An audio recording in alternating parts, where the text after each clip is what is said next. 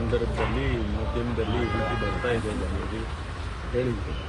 ಆಮೇಲೆ ನಮ್ಮ ಅಧಿಕಾರಿಗಳಿಗೆಲ್ಲ ಮಾತನಾಡಿಕೊಂಡು ವಿಷಯಗಳನ್ನು ತಿಳ್ಕೊಂಡು ಮಾನ್ಯ ಮುಖ್ಯಮಂತ್ರಿಗಳಿಗೆ ಮಾತನಾಡಿ ಮುಖ್ಯಮಂತ್ರಿಗಳು ಟೂರ್ನಲ್ಲಿ ಮಾತಾಡಿ ಇದೆಲ್ಲ ಈ ರೀತಿ ಆಗಿದೆ, ತಕ್ಷಣ ನಾವು ಇದರ ಬಗ್ಗೆ ಕ್ರಮ ತಗೋಬೇಕು, ಇಂಥದ್ದನ್ನೆಲ್ಲ ಇಲಾಖೆಯಲ್ಲಿ ನಡೆಯೋದಕ್ಕೆ ಬಿಡಬಾರ್ದು. ಆ ಕಾರಣಕ್ಕೂ ಅವರು ಎಷ್ಟೇ ದೊಡ್ಡವರಿರಲಿ ಹಿರಿಯವರಿರಲಿ ಯಾರೇ ಇರಲಿ ಅಂತ ಹೇಳಿದ ಮೇಲೆ ಅವರು ಕೂಡ ಸೂಚನೆ ಕೊಟ್ಟರು. ಇಮಿಡಿಯೇಟಾಗಿ ಅವರಿಗೆ ಸಸ್ಪೆಂಡ್ ಮಾಡಿ ಎನ್ಕ್ವೈರಿ ಮಾಡಿ ಆಮೇಲೆ ಅವರಿಗೆ ಅವರೇನು ಹೇಳಿಕೆ ಕೊಟ್ಟಿದ್ದಾರೆ ಅದು ಸುಳ್ಳು ಹಾಗೆ ಅಂತೇಳಿ ಅಂಥದ್ದೇನಾದ್ರು ಇದ್ದರೆ ಅದೇ ಆನಂತರ ನೋಡೋಣ. ಆದರೆ ಮೇಲ್ನೋಟಕ್ಕೆ ಇದು ಕಾಣಿಸ್ತಾ ಇರೋದ್ರಿಂದ ಅದನ್ನು ಇದು ಯಾರಿಗೂ ಗೌರವ ತರೋದಿಲ್ಲ ಅಂತ ಹೇಳಿ ಹೇಳಿದ ಮೇಲೆ ಸಸ್ಪೆಂಡ್ ಮಾಡಿ ಮುಂದೆ ಎನ್ಕ್ವೈರಿ ಆಗುತ್ತೆ.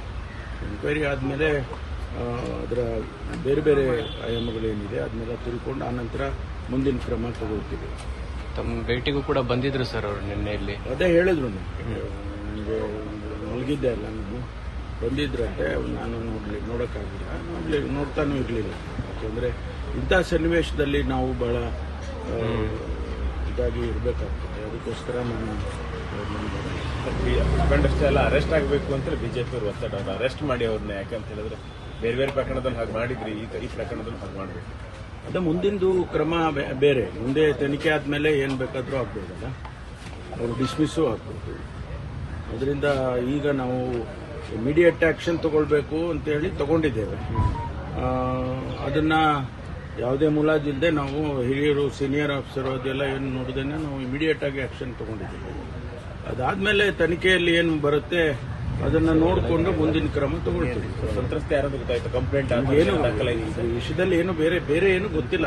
ಮೇಲ್ನೋಟಕ್ಕೆ ಈಗ ಗೊತ್ತಾಗಿರೋದು ಅಷ್ಟು ಬಿಟ್ಟರೆ ಬೇರೆ ಯಾವುದೇ ವಿಚಾರಗಳು ಅದಕ್ಕೆ ಸಂಬಂಧಪಟ್ಟಾಗಿ ಗೊತ್ತಿಲ್ಲ. ಸರ್, ಇಂಥ ಘಟನೆಗಳು ಪೊಲೀಸ್ ಇಲಾಖೆಗೆ ಎಷ್ಟು ಮುಜುಗರ ತರುತ್ತೆ ಸರ್? ಖಂಡಿತವಾಗಿ ಪೊಲೀಸ್ ಇಲಾಖೆ ಒಂದೇ ಅಲ್ಲ, ಯಾವ ಇಲಾಖೆನಲ್ಲಾದರೂ ಕೂಡ ಅದು ಯಾರೂ ಅದನ್ನು ಒಪ್ಕೊಳ್ಳಲ್ಲ. ಅದರಿಂದ ಅದಕ್ಕಾಗಿ ನಾವು ಇಮಿಡಿಯೇಟ್ ಆಗಿ ಆಕ್ಷನ್ ತಗೊಂಡಿದ್ದೀವಿ.